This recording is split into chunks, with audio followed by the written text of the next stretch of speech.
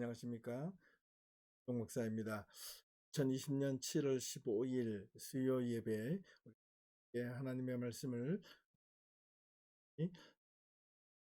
매주 수요일마다 우리 2020년 1월부터 복에 대한 이야기를 계속 해보고 있습니다.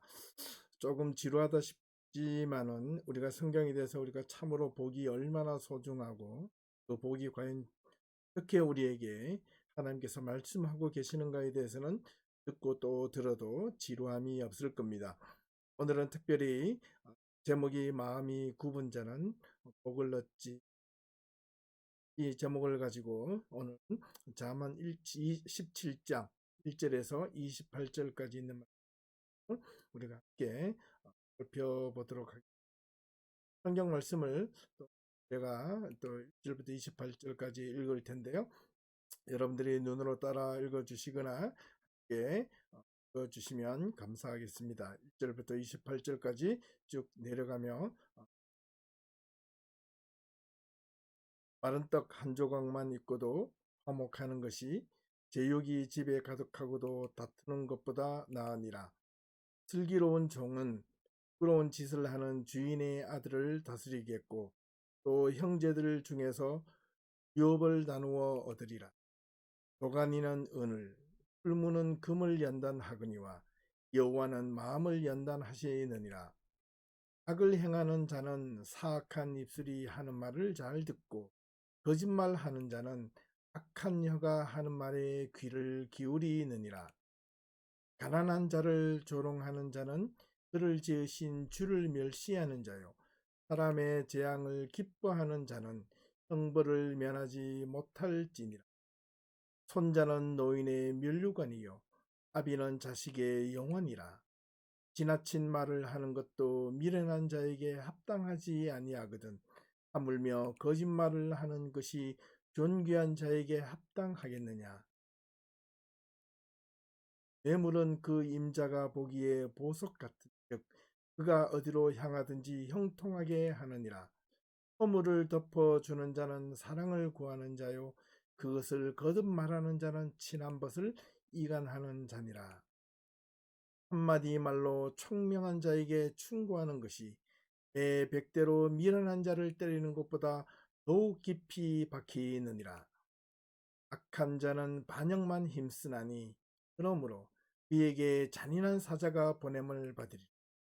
차라리 새끼 빼앗긴 암곰을 만날지언정 미련한 일을 행하는 미련한 자를 만나지 말 것이니라. 누구든지 악으로 선을 갚으면 악이 그 집을 떠나지 아니하리라. 수는 시작은 독에서 물이 새는 것 같은 싸움이 일어나기 전에 시비를 그칠 것이니 악인을 의롭다 하고 의인을 악하다 하는 이 두 사람은 다 여호와께 미움을 받는. 미련한 자는 무지하거늘 손의 값을 가지고 지혜를 사려 함은 어찌민고. 친구는 사랑이 끊어지지 아니하고 형제는 위급한 때를 위하여 낳느니라. 지혜 없는 자는 남의 손을 잡고 이의 이웃 앞에서 보증이 되느니라. 다툼을 좋아하는 자는 괴과를 좋아하는 자요 자기 문을 높이는 자는 파괴를 구하는 자니라.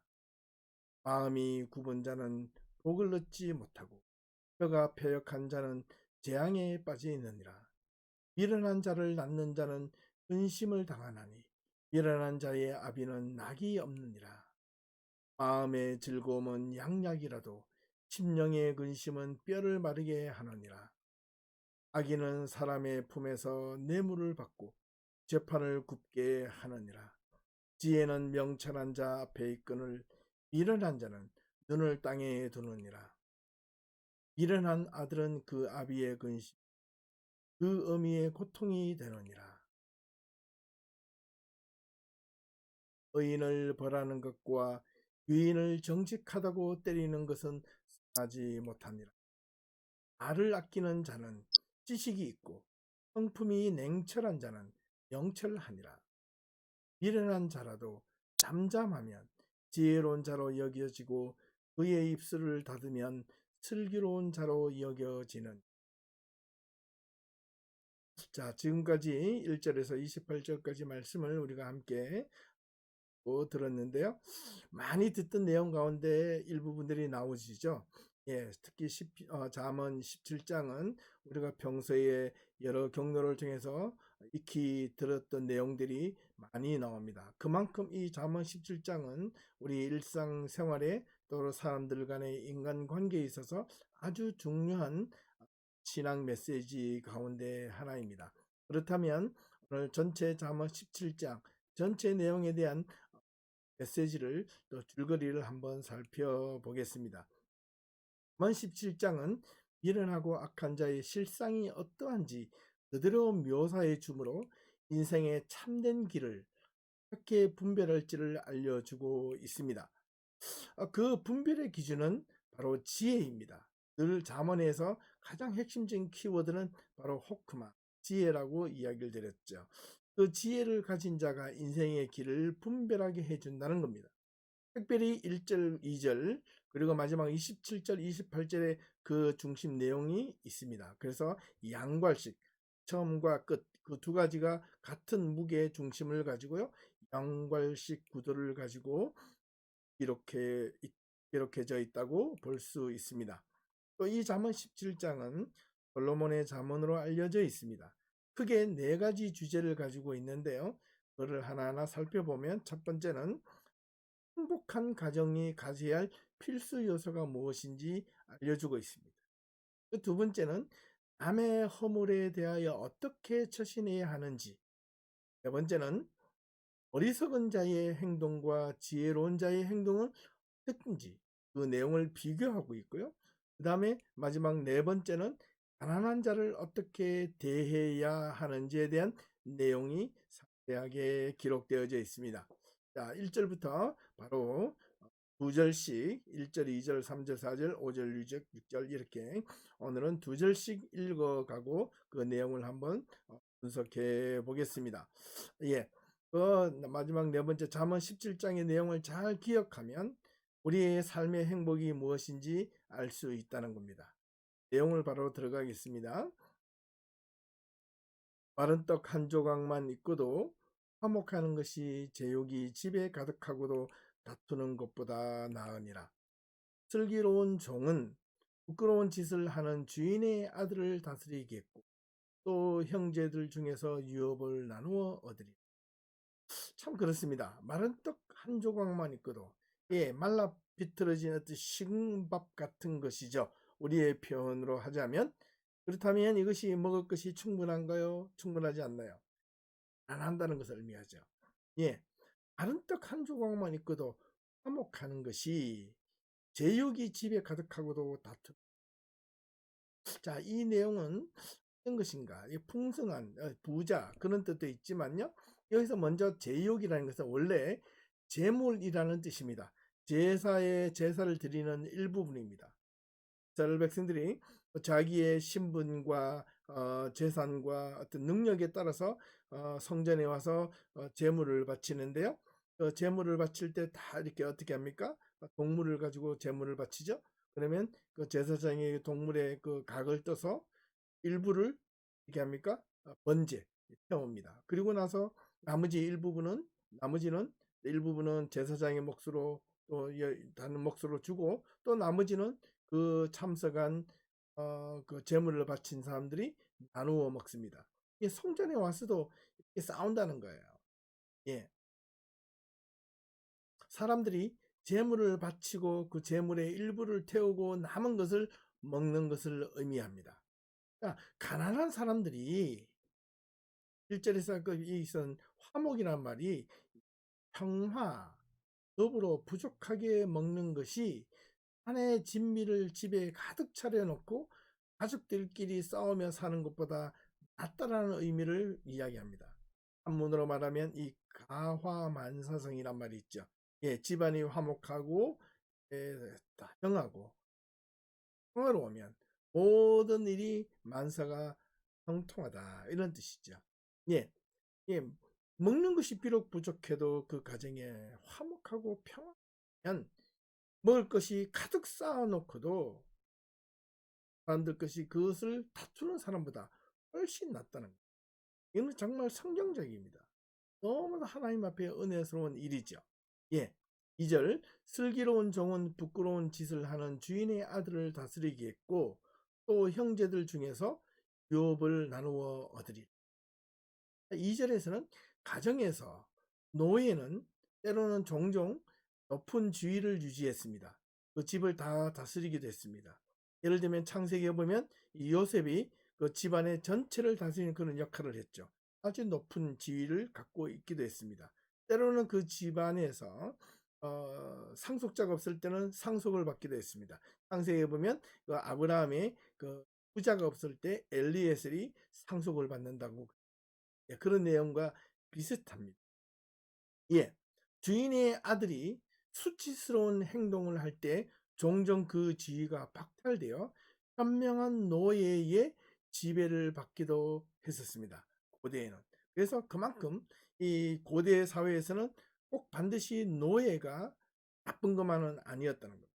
그 주인에게 인정받고 주인에게 어떤 열심히 일을 하고 잘 보이고 현명하게 지혜로운 어떤 그런 역할을 하면 그 아들이 그 주인의 자식이나 아들이나 딸이 엉망으로 사는 것보다 훨씬 낫다. 그러면 그들보다 더 많은 지위를 누릴 수 있다라는 뜻입니다. 예. 3절 4절을 보겠습니다. 도가니는 은을 풀무는 금을 연단하거니와 여호와는 마음을 단련하시느니라. 악을 행하는 자는 악한 입술이 하는 말을 잘 듣고 거짓말하는 자는 악한 여가 하는 말에 귀를 기울이. 여기서는 당연합니다. 그 내용이 어떤 건가요? 예, 도가니와 용광로는 은과 금을 녹여서 불순물을 제거하고 순정 은과 순금을 만들어내듯 하나님께서는 우리 사람들의 백성, 그의 사랑하는 백성들의 마음을 고난과 역경의 불을 통하여 정결하게 하시고 새롭게 하신다는 겁니다. 참 이게 힘들어요. 우리가 살아가면서 우리가 삶 속에 고난과 역경이 있을 때 그 고난과 역경이 없으면 하나님을 더 잘 믿을 것 같지만 또 반면에 보면 사람이 또 이렇게 편안해지고 이렇게 행복해지고 느슨해지면 우리의 신앙생활이 나태해집니다.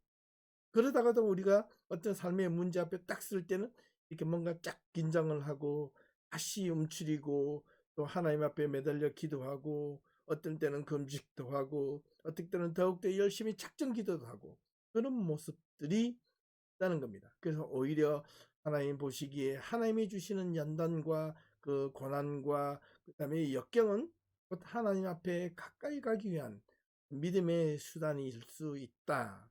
그걸 잘 구분하셔야 됩니다. 네, 사악한 악을 행하는 자는 사악하다는 뜻인데 쓸데없이 교활하다는 뜻입니다. 악을 행하는 자의 마음은 늘 사악합니다. 악을 행하는 자는 사악한 입술이 하는 말을 잘 듣고, 예, 유혹은 악을 행하는 자는 이 교활한 입술이 하는 말을 이렇게 설깃해서 듣게 되고요. 거짓말하는 자는 악한 혀가 하는 말에 귀를 기울인다. 당연한 것이죠. 예, 악한 여, 나쁜 말을 거기에 솔깃하기 때문에.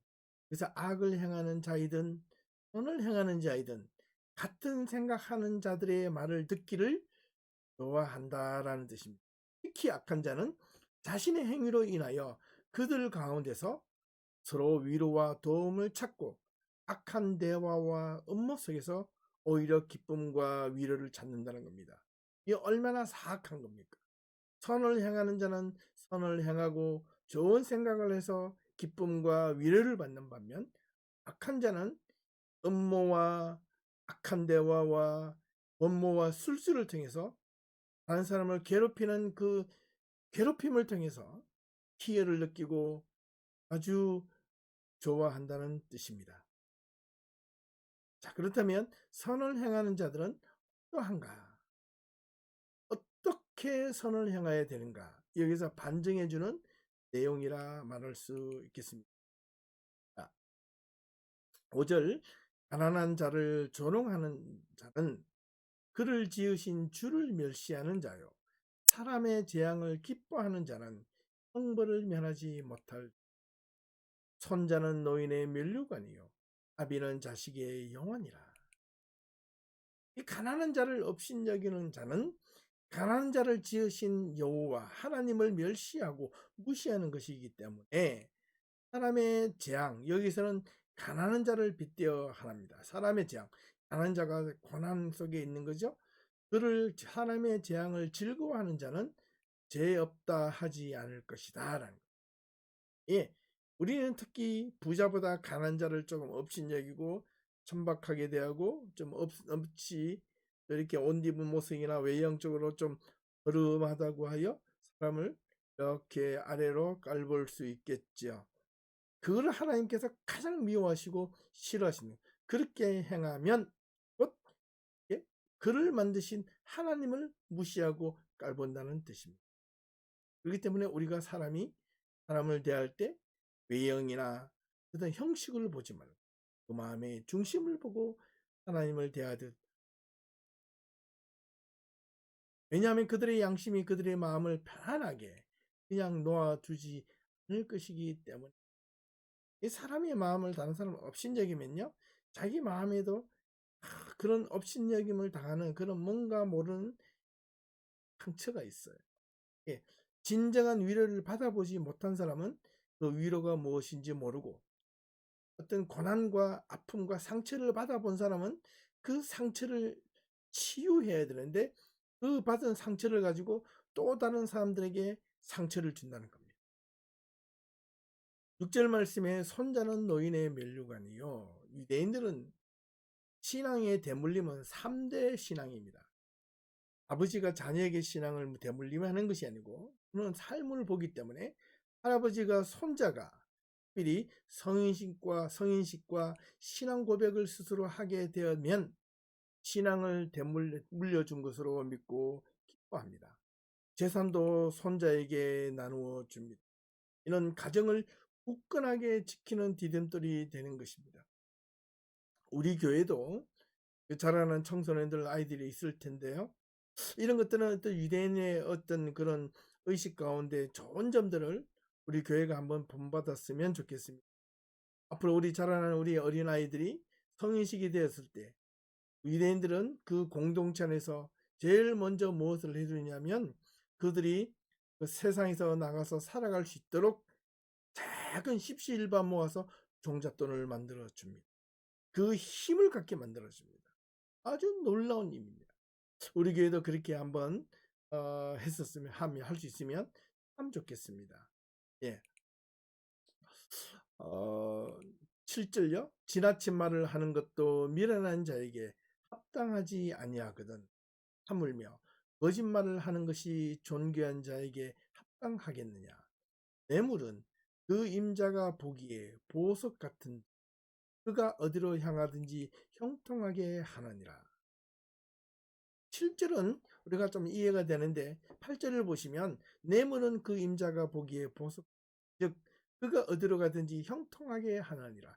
형통하다는 게 또 긍정적인 용어인데 이 뇌물을 주는 자가 어디로 가든지 형통하게 잘 된다? 이 좀 말이 좀 이상하지 않습니까? 예, 잘 보면 또 그렇지 않습니다. 이 7절을 다시 보면 지나친 말 이런 예전 성경에는 분외라고 번역했습니다. 뭐냐면 미련한 자가 어떻게 분에 넘치는 말, 아주 유식한 말, 아주 뭐 어떻게 도덕적이고 의미 있는 그런 말들을 하는 것은 어울리지 않는다는 뜻입니다. 분에 지나친 미련한 분에 넘치는 말을 하는 것도 미련한 자에게 합당하지 아니하거든. 왜냐하면 미련한 자가 좋은 말이 결코 나올 일이 없기 때문에 그렇다는 거예요. 예, 거짓말을 해서 기만이라는 뜻인데요. 속이는 거죠. 예, 자기도 속이고 남도 속이고 거짓말하는 자에게 어찌 존귀함, 고귀함이 있겠느냐, 어울리겠느냐라는 뜻입니다. 자, 8절로 돌아갑니다. 뇌물은 그 임자가 보기에 보석 같은즉 여기 뇌물이란 단어를 킹 제임스 버전에는 기프트라고 되어 있습니다. 하드라는 게 이게 선물도 되고 뇌물로도 쓸 수 있습니다. 그래서 이 선물을 이렇게 누구에게 바치는 것은 어디서 가든 형통하게 된다면 약간 좀 어폐가 있어요. 그래서 뇌물로 번역을 했는데요. 이 뇌물은 눈을 현혹시키는 힘이 있기 때문에 뇌물에 현혹되면 뇌물을 합리화시켜서 그것을 반드시 되돌려 받고 어떤 형태로든지 받고 싶은 겁니다. 자, 임자라는 말은 히브리어로 바알이라는 뜻입니다. 주인이라는 뜻입니다. 여러분 성경에 나오는 바알 그 똑같은 겁니다.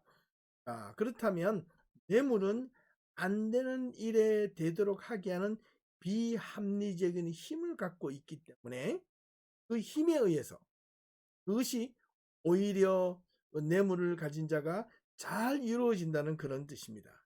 예, 이제 이해되시겠죠? 예, 9절 말씀을 봅니다. 허물을 덮어주는 자는 사랑을 구하는 자요, 그것을 거듭 말하는 자는 친한 것을 이간하는 자니라. 한마디 말로 총명한 자에게 충고하는 것이 매 백대로 미련한 자를 때리는 것보다 더욱 깊이 박히느니라. 이 허물은 원래 반역이나 범죄를 의미하는 말이었는데요. 이러한 것까지 감싸주는 자, 그것이 진정한 사랑을 구하는 자이며 그 허물을 반복해서 토로하고 거듭 말하는 자는 이간질한다. 이간질하는 자이다라는 뜻입니다. 사람의 부족함을 덮어주고 부족함을 드러내는 모습을 의미하는 겁니다. 사랑하는 자는 사람의 부족함을 덮어주는 거고요. 그 이간질을 하는 자는 부족함을 드러내게 만드는다는 뜻입니다. 자, 그러나 이 말씀을 또 제가 이야기하고자 하는 것과 또 잘 이해를 하셔야 되는데, 그 사람이 허물을 덮어주면 그 허물의 부족함을 알고 그 다음에 허물을 더 이상 갖지 않도록 노력해야 되는데, 그 허물을 덮어주는 것을 계속해서 이용을 하면 될까요? 안 될까요? 된다는 거죠. 예, 그렇습니다. 그때는 징계가 필요합니다. 10절 말씀을 보면 10절은 무엇보다 중요한 의미를 두고 있습니다. 지혜로운 자를 향한 조언 한마디는 큰 이익이 있음인데 미련한 자에게 매를 대면서 가르친 것보다 훨씬 효과적이다라는 말입니다. 자, 이는 지혜로운 자의 필요성을 언급한 것입니다. 미련한 자의 아무리 100대 200대 때리면서 가르치는 것보다 지혜로운 자에게 말 한마디를 좋게 어드바이스 해주는 것이 훨씬 그가 깊이 새겨 듣는다는 겁니다. 이게 총명한 자에게 얼마나 이게 지혜의 어드바이스 충고 한마디가 이제 모릅니다. 미련한 자는 매로 다스려도 잘 알아듣지 못하는 것을 의미하기도 합니다. 그래서 우리가 자녀를 위해서 기도할 때 자녀의 지혜와 명철을 구하도록 기도하셔야 됩니다. 무엇보다도 이 이야기를 듣고 있는 우리 젊은 부모님들, 우리 자녀들에게 위하여 아빠나 엄마가 기도해 주실 때 하나님 앞에 하나님의 지혜와 명철이 우리 자녀들에게 말씀도록 해 주실 수 있기를 부탁합니다. 11절입니다. 악한 자는 반역만 힘쓰나니 그러므로 그에게 잔인한 사자가 보내면 차라리 새끼 빼앗긴 암곰을 만날지언 미련한 일을 행하는 미련한 자를 만나지 말 것이. 예, 이기도 보면 참 사람들의 관계에서 우리는 얼마나 소중한지 알 수 있습니다.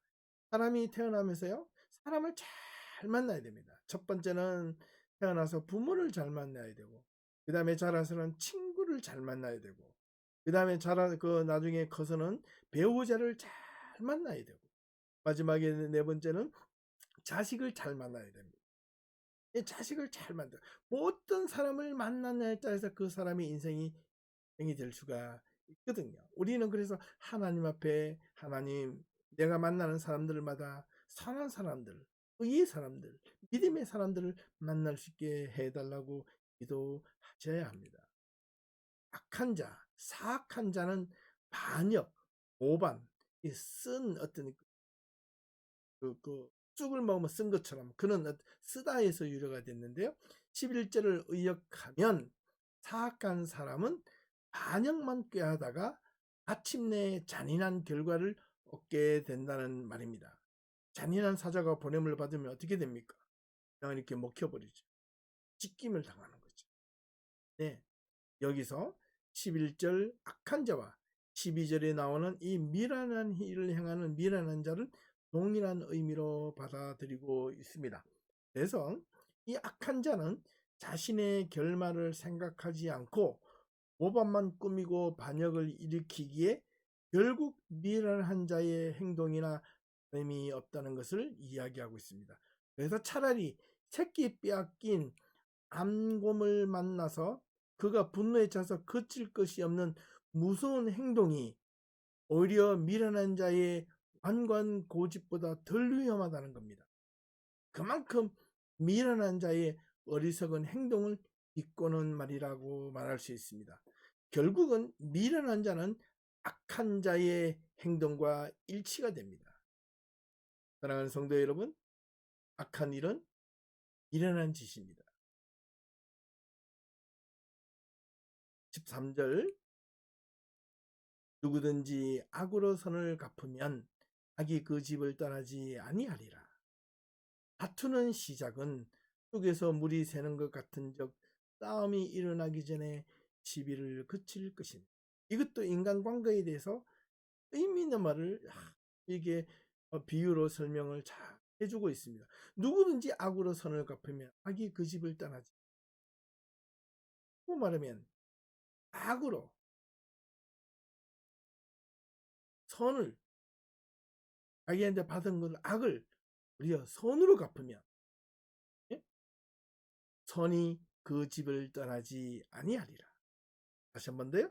누군지 악으로 선을 갚으면 아니고 누구든지 선으로 악을 갚으면 누구든지 어떤 사람이 나에게 악으로 대했는데 내가 선으로 되갚으면 그 선이 선한 행위가 그 집을 하지 아니하리라.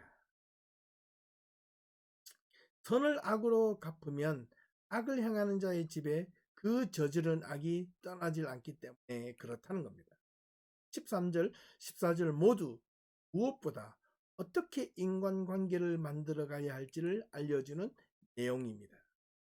14절 다툼의 시작은 점점 바닷물을 막는 뚝이 터지는 것과 같은 것이기에 화를 돋우다가 화가 터지면 나중에 걷잡을 수 없음을 의미합니다.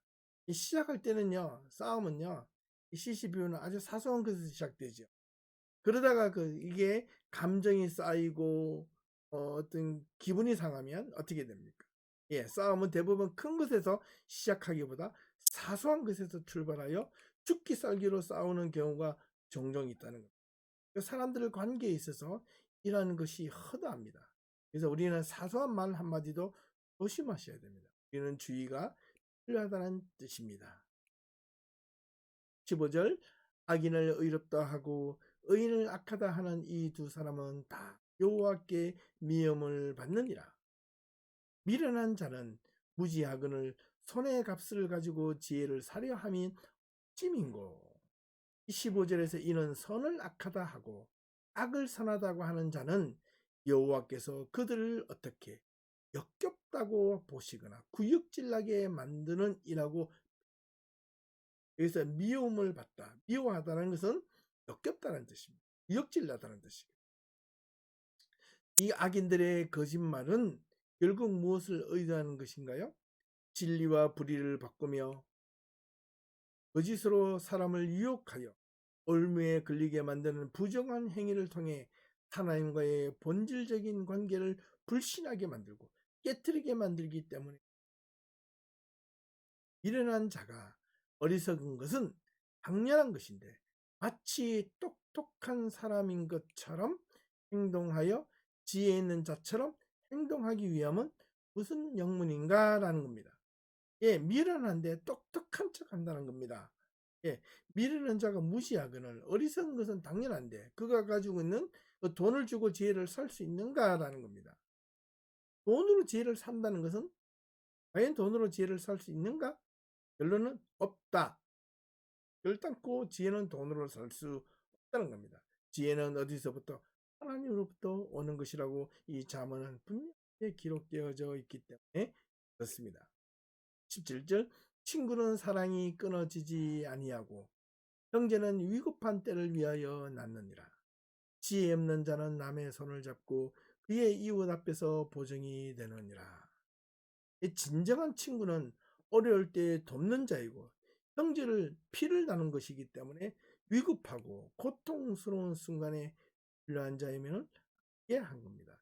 진정한 친구와 형제는 곧 같은 의미로 받아들이는 진정한 바른 관계를 가진 자이면, 하지만 지혜 없는 자는, 지각이 없는 사람은, 마음이 비어 있는 사람, 어리석은 사람은 이렇게요 분별력이 없기 때문에 아무에게나 보증을 서주는 위험을 가진다. 그래도 몰라요. 자기가 위험한지도 모르고 남의 손을 잡고 그 이유 앞에서 덜썩덜썩 해달라는 대로 다 해준다는 겁니다. 이거는 어리석은 사람이죠. 중심이 없는 사람이죠. 예. 그 17절에 보면 친구와 형제가 정말 예전에는 사랑이 끊어지지 않고 이 우정을 이야기하는 겁니다. 형제는 위급한 때, 정말 이렇게 형제가 위급한 때 가족이라는 그 혈육 관계가 정말로 끈끈한데 언제부턴가 모르게 이 친구와 형제의 혈육 관계, 다는 아니지만 종종 이렇게 비춰지는 모습 속에서 친구의 관계가 이기적인 관계가, 이 형제들의 관계가 정말 금이 가고 욕심과 탐욕으로 가득 차 있는 모습을 보고 마음이 있습니다. 무분별하게 보증은 무식하게 책임을 함부로 지는 것을 의미합니다. 자신이 감당할 수 없는 일까지 이 지혜 없는 자는 들썩들썩 책임지겠다고 스스로 장담하는 어리석은 행동과 같다는 겁니다. 19절 다툼을 좋아하는 자는 죄가를 좋아하는 자요 자기 문을 높이는 자는 파괴를 구하는 자라. 마음이 굽은 자는 복을 얻지 못하고 혀가 패역한 자는 재앙에 빠져 있느니라. 여기서 다툼을 좋아하는 자는 상당히 공격적이고 파괴적인 성향을 가진 자를 의미하기에 그 죄를 다툼을 좋아하는 자는 뜻이고요. 자기 문을 높이는 자는 부자를 뜻하는, 근데 그 부자는 허례허식에 빠져서 자기 분수에 넘치는 호사스러운 생활을 함으로 종국에 초래하는 그 비극을 의미하는 내용입니다. 그러니까 마음이 굽은 자는 복을 얻지 못하고, 오늘 이 말씀의 제목인데요. 마음이 굽은 자, 사특한 자, 왜곡된 자, 본질에서 벗어난 자는 복을 얻지 못한다. 여기서 복이라는 것은 에시에르나 우리가 이때까지 배웠던 발라크가 아닌 히브리어로 토브라는 뜻인데 좋다라는 뜻입니다. 좋은, 영어로 말하면 good. 그렇다면 말을 함부로 내뱉는 자의 결말은 결국 재앙에 빠지고 만다는 것은 당연한 것인데, 마음이 사특하거나 사악하거나 왜곡되거나 그 본질에서 벗어나는 자는 좋은 것을 얻지 못하는 자이다. 그 마음을 어떻게 해요? 굽게 하는 것이 아니라 마음을 곱게 해야 된다. 이걸 다르게 말하면 심지가 굳은 사람은 좋은 것을 얻느니라. 밖에 없죠? 앞만 보고 마음이 온전하게 굳어 있는 사람은 그 삶의 그 중심에 자기의, 그걸 다르게 말하면 아이덴티티, 정체성, 가치관, 신앙의 어떤 그런 결정, 믿음, 그것들이 굳건한 사람은 좋은 것을 얻는다. 사랑하는 성도 여러분, 저와 여러분들이, 우리 모든 성도들의 마음속에 굳건한 믿음이 가질 수 있기를 바랍니다. 주변에 아무리 어렵고 힘든 상황이 있을지라도 이겨낼 수 있는 그 마음이 있다면 종국에는 좋게 살 수 있다라는 뜻입니다. 21절 미련한 자를 낳는 자는 근심을 당하나니 미련한 자의 아비는 낙이 없는, 마음의 즐거움은 약이라도 심령의 근심은 뼈를 마르게 하느니라. 그런 것이죠. 어리석은 자를 낳으면 왜 슬픔과 근심 무거움이 됩니까? 그것은 곧 아비의 짐이 되기 때문에 그렇습니다. 앞걸음도 못하는 미련한 자의 모습을 뜻합니다. 미련한 자, 아발이란 뜻인데 이걸 말하는 분별력이 없는 자란 뜻입니다. 분별력이 없는 자는 근심 또한 되기에 웃음이 없고 근심이 떠날 날이 없다는 뜻입니다.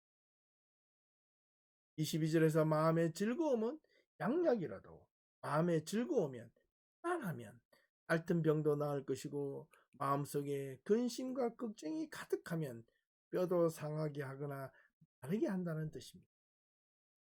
미련한 자와 분별력이 없는 자의 부모는 마음의 즐거움이 될까요?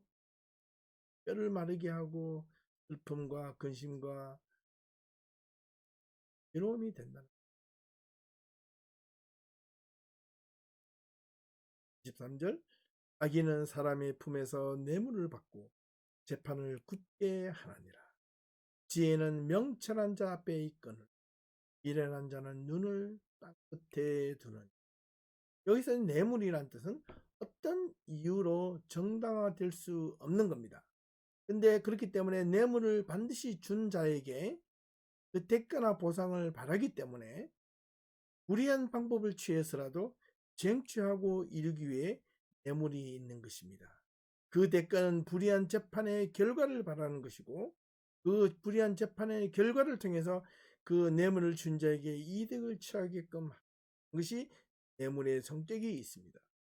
하지만 지혜는 명철, 올바른 분별력 앞에 그와 동행하기를 원하지만 미련한 자는 보이지 않는 저 땅끝에 초점을 두고 그것을 찾고자 이리저리 헤매는 것을 미합니다. 눈에 안 보이는 데서 있는 것처럼 그렇게 쫓아가는 지혜 있는 자와 미련한 자의 모습을 극명하게 대조하고 있습니다. 어떤 사람이 될 것인가? 라는 질문은 어찌 보면 진부하다 할 수 있겠습니다. 하지만 왜 우리는 자꾸 뇌물에 관심이 가고 미련한 자처럼 저 먼 곳에 보이지도 않는 곳에 관심을 가지고 거기에 눈을 맞출까? 뇌물과 어리석은 행동에 마음이 가는가 하면 그것은 바로 이기적인 마음 때문에 눈앞에 보이는 것을 열심히 해야 되는데 그게 잘 안 되니까 자꾸 저 멀리 저 멀리 보는 거예요. 내가 눈앞에 보는 현실에 충실하게 살아갈 필요가 있다는 뜻입니다.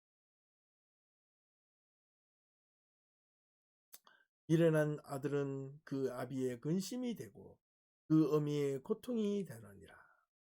의인을 벌하는 것과 귀인을 정직하다고 때리는 것은 편하지 못하니라. 여기서 어리석은 자의 또 다른 행동이 나오는데 자신을 과신하고 주제넘게 과도하게 자신을 포장하는 행위이기 때문에 그러한 자로 행동하는 것을 보는 아비의 심정은 마치 살얼음을 걷는 기분이고 마음에 늘 수심이 가득하며 어미의 마음에는 늘 불안하기 때문에 26절에 보면 첫 시작군인 감이라는 히브리어가 원래 있었는데 그 단어는 번역상에 뺐습니다. 이거는 영어에서 말하면 also 또한 이런 뜻입니다. 25절에서 나타나는 것과 동일하게 26절에서도 그러하다라는 겁니다. 미련한 아들은 그 아비의 근심이 되고 그 어미의 고통이 되느니라. 또한 의인을 벌하는 것과 귀인을 정직하다고 때리는 것은 선하다는 것은 영어로 히브리어로 토브입니다. 좋지 못하다는 겁니다. 의로운 자에게 벌을 주는 행위와 존귀한 자에게 진실한 행동을 한다고 하여 그를 때리거나 박해하거나 업신여기거나 그것을 하지 못하도록 하는 것은 바른 행위, 좋은 행위가 아니다라는 뜻입니다. 왜 그렇게 할까요? 자기가 그걸 못하거든요. 그렇게 숨기고 있거든요. 그렇기 때문에 그것을 행하는 자들을 어떻게 핍박하고 이렇게 박해를 함으로 의롭고 정직한 행위를 못하도록 만드는 거죠. 하지만 세상은 오히려 의로운 자와 정직한 행동을 하는 자를 무시하고 핍박합니다. 왜 그럴까요? 그건 세상이 악하기 때문에 그렇습니다. 이 악하다는 것이 딴 게 아닙니다. 세상의 흐름이 악한 것이 오히려 잘 되는 것처럼 보여지는 것이 세상이 그냥 악한 것. 그 악한 세상을 누가 만들었나요? 그 사람들의 마음. 그 사람들의 마음이 처음부터 악했나요? 아니죠. 그 안에 무엇이 들어왔나요? 그 탐욕, 이기, 욕심, 욕망 이런 것들이 들어오게 됐다. 마지막 구절 드립니다. 28절. 말을 아끼는 자는 지식이 있고 성품이 냉철한 자는 명철하니라. 미련한 자라도 잠잠하면 지혜로운 자로 여겨지고 그의 입술을 닫으면 슬기로운 자로 여겨지느니라. 여기서 마지막에 이 침묵과 지혜는 밀접한 연관성을 가지고 있습니다. 지혜 있는 자들은 듣기는 많이 듣고요. 말하기는 적게 하기 때문에 그렇답니다. 여기서 성품이라는 단어는 히브리어로 루아흐라고 되어 있는데 정신, 생각, 가치관 이런 겁니다. 예, 성품, 정신이, 생각이 냉철한 자 이렇게 명확하고 이렇게 분별력 있고 아주 이성적이고 분명한 자는 뭐라고요? 명철하다. 분별력이 있는 자니라. 정신이 똑바른 자는 분별력이 있는. 반면 어리석은 자는 말을 많이 합니다. 듣기는 적게 하는 대신 반대적인 행동을 많이 합니다. 그 이유는 자기를 자꾸만 정당화시키기 위해서 그렇게 행동을 합니다. 그러다가 계속해서 또 다른 거짓말이나 허세를 부리고 그렇게 허세를 부리다 보면 결국 그것이 자기의 올무가 되고 만나는 겁니다. 이것이 현실입니다. 주변에 그런 모습을 통해서 많이 나옵니다. 한번 거짓말을 들통이 났을 때 있는 그대로 사과하고 이게 돌이키면 끝이 날 텐데 그것을 감추기 위해서 또 다른 거짓말과 또 다른 거짓말하면 그 거짓말의 죄의 씨앗이 된다는 사실입니다. 미련한 자는 차라리 침묵을 지키고 가만히 있으면 미련함이 도리어 나타나지 않는다는 말입니다. 자, 지금까지 1절에서 28절까지 좀 길게 많은 시간을 할애해서 나타났는데요. 이제 결론을 한번 내려보겠습니다. 자, 중요합니다. 핵심 구절 20절입니다. 마음이 굽은 자는 복을 얻지 못하는. 이 말은 마음이 빼앗하거나 왜곡되어 버린 자는, 악한 자는 좋은 행동이 결코 나올 수 없다라는 말입니다. 좋은 것을 얻지 못한다. 성경에서 말하는 복은 결국 마음의 청결함, 순수함, 패역하지 않고 굽지 않으며 하나님의 말씀을 바르게 지키고 따라가려고 노력하는 자에게 나오는 행동은 결단코 나쁘지 않으며 좋은 행동과 좋은 말, 좋은 사고를 가지지 않을 수 없다는 반증의 내용입니다. 또 말하면 마음이 고든 자는 좋은 것을 얻을 수 있는 자니라. 이 말씀에 여러분들 힘을 얻을 수 있기를. 때로는 주변에 있는 사람들처럼 이리저리 굴구불하게 좀 걸어가서 자기 이득을 조금 더 취하려고 그렇게 행동을 하지 않고 힘들고 어렵더라도 마음을 굳게 하고 굳은 길로, 의의 길로, 진실된 길로 가다 보면 때로는 주변에서 사악한 자들이 우리를 박해하고 우리를 못살게 한다 할지라도 우리는 당당해질 수 있는 것입니다. 그것이 하나님 앞에 좋은 것을 얻는 방법이래요. 하면 잠언 17장은 특히 인간관계의 중요성을 역설하고 있는데 무엇보다도 자신 안에 지혜로운 자로서의 지켜야 할 가치가, 기준이 무엇인지를 알려주고 있습니다. 하지만 반면 어리석은 자로서의 삶을 살아가지 않기 위해서 우리는 어떤 마음을 가져야 하는가, 그 이유를 함께 생각하고 그것을 마음속에 깊이 새겨야 할 것입니다. 오늘 잠언 17장 좀 길게 이야기를 했는데 좋은 내용들이 많이 나와 있습니다. 오늘 말씀을 듣고 나서 성경을 덮지 마시고 한번 더 천천히 그 음미를 하시면서 제가 말씀드린 그 내용을 복기하시면서 천천히 한번 성경 말씀을 읽어볼 수 있기를 바랍니다. 아니면 큰 소리로 여러 번 소리를 내서 천천히 읽어보시면 그에 의미하는 바가 더 깊이 다가올 줄로 믿습니다. 사랑하는 성도 여러분, 남은 한 주간도 여러분 삶 속에서 마음이 굳은 자가 되지 않고 마음이 고든 자가 되어서 하나님의 앞에 좋은 것을 얻는 모든 성도들이 다 되실 수 있기를 주님의 이름으로 축원합니다. 주일날 뵙겠습니다.